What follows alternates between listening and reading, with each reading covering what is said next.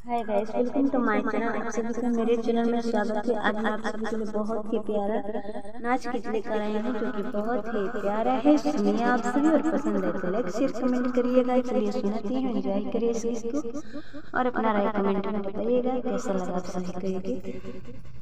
पैजनिया में हो, पैजनिया में, पैजनिया में हो, पैजनिया में पिया आग लगी जाए, पैजनिया में पिया आग लगी जाए, पैजनिया में पानी भरे जाए तो छम छम बाजे, पानी भरे जाए तो छम छम बाजे, छम छम बाजे, छम छम बाजे। दुवरिया पे बैठी ससुर टुकुर टुकुर ताके, दुवरिया पे बैठी ससुर टुकुर टुकुर ताके। पानी मांगिले अधीरतिया में, पानी मांगिले अधीरतिया में पिया आग लगी जाए, पैजनिया में पिया आग लगी जाए, पैजनिया में, पैजनिया में हो, पैजनिया में पिया आग लगी जाए, पैजनिया में। अंगना बाहरी लत छम छम बाजे, अंगना बाहरी तो छम छम बाजे, छम छम बाजे हो, छम छम बाजे।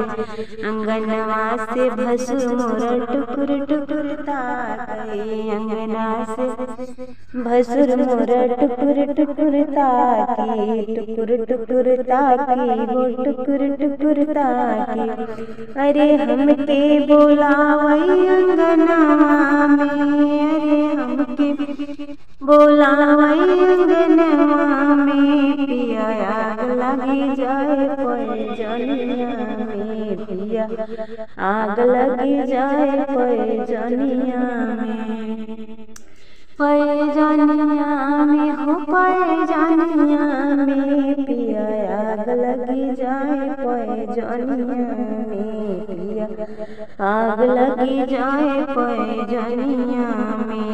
खनवा बनाई तो छम छम बाजे, खनवा बनाई तो छम छम बाजे, छम छम बाजे हो, छम छम बाजे।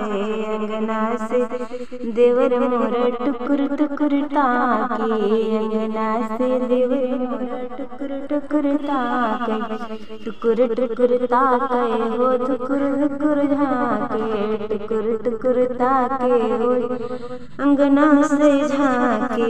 हमके बोलावे दलनिया में, हमके बोलावे दलनिया में पिया आग लगी जाए, पैजनिया में पिया आग लगी जाए, पैजनिया में, पैजनिया में हो, पैजनिया में रजा आग लगी जाए, पैजनिया में।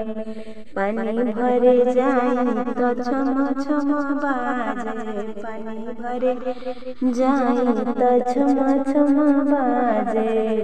बैठी दुवरिया ससुर मोरा ताकई, बैठी दुवरिया